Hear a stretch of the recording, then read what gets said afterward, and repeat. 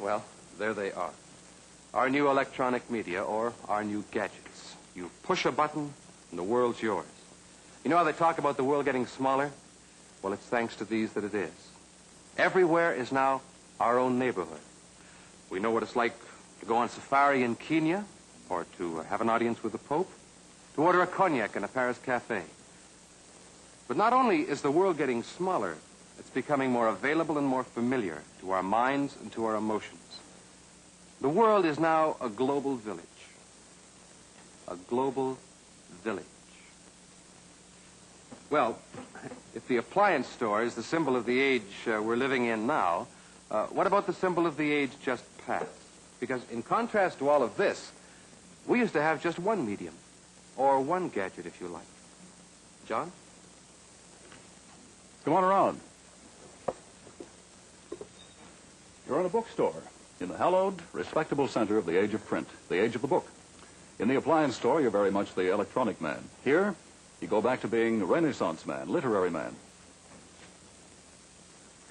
A book. It's all we used to have. There were no film projectors, no TV sets or radios. We got all our information from this. We were educated by it. We learned about each other from it. The book was the source of our fame.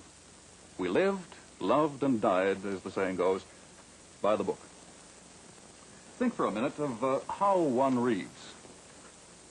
One sits alone. One's eye scans a line at a time. The author's ideas come to you one at a time off the page. It's a private experience. It's not a community or family activity. You do this alone. The electronic media haven't wiped out the book. It's read and used and wanted, perhaps more than ever. But the role of the book has changed. It's no longer alone. It no longer has sole charge of our outlook nor our sensibilities. Of course, the trouble is we act as though we were still solely in the age of the book. Our notions of right and wrong, our regard for one another, for education, diplomacy, politics, religion, all belong to the literary man. And perhaps that's why literary man finds things today coarse or corrupt or materialistic. He hears the sound of fighting in the street, of the rough and tumble of life. Sometimes he hears the sound of music, and he finds it all rather vulgar.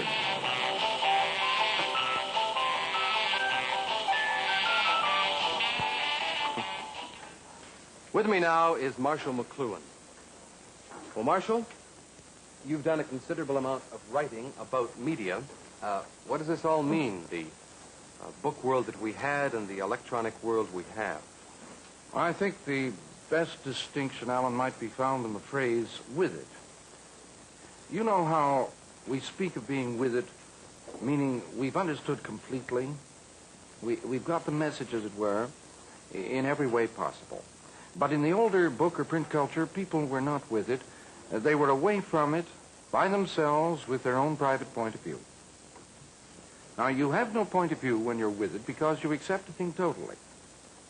And we're with it because these new media of ours, the one you talked about in the appliance store, have made our world into a single unit.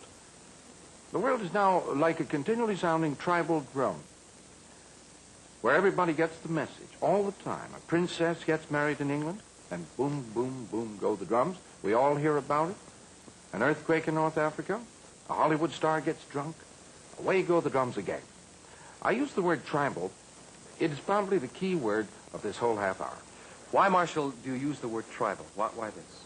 Well, I think you'll find everything we observed tonight about the media points in the direction of tribal man and away from individual man.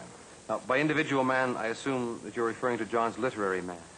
Yes, and tribal man is the man created by the new electronic media. So that this would be the basic change we spoke of at the beginning. Yes, we're retribalizing. Involuntarily, we're getting rid of individualism.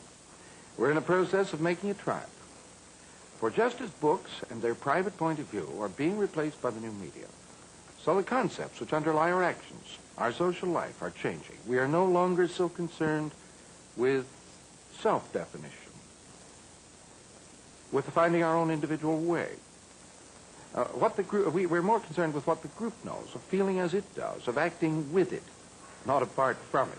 Look, let's back up just a bit, Marshall. No. If more books are being used, more being sold, the libraries are crowded, they're busy, how can it be said, aside from what else may be happening, that we're moving out of a print culture? As John said, books are still very important, but their role is changing. The nature of their importance is changing. Remember that books were our first teaching machine, and during the Renaissance, our only teaching machine.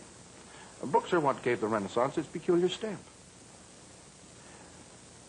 We had to see the world and each other's through the printed line on the page.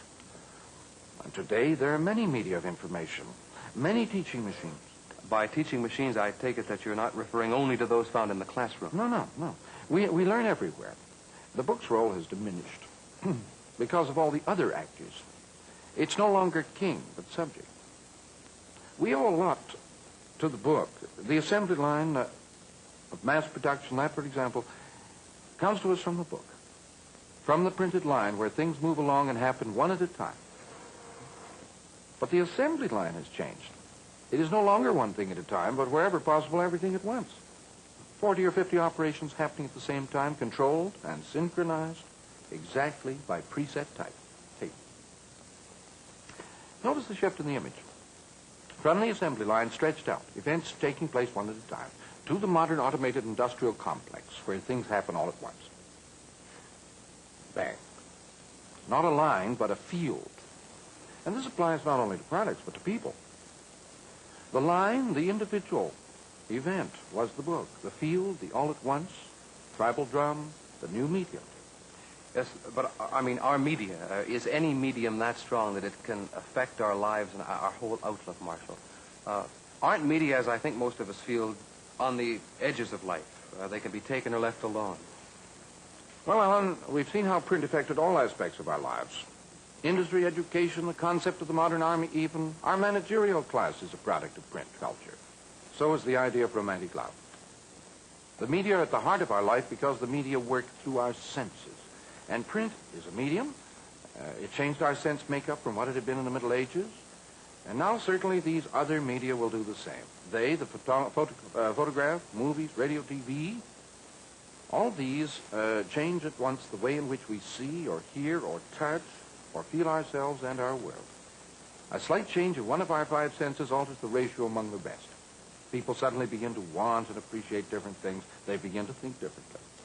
All right, but let's get back to your earlier word, tribal, Marshall. Why should all of this talk about media mean that individual man is on the way out and tribal man is on the way in? I mean, why is the big change taking place? To answer that, let's get back to the teenager, for he illustrates the changes brought about by media in the clearest way, especially if we contrast the teenager with his old-time contemporary, the adolescent. Whoa. You mean there's a difference between the adolescent and the teenager? Yes, and I'd say it's the same kind of difference as that between book culture and the electronic era. The adolescent corresponds to the world of the book, the teenager to the electronic era.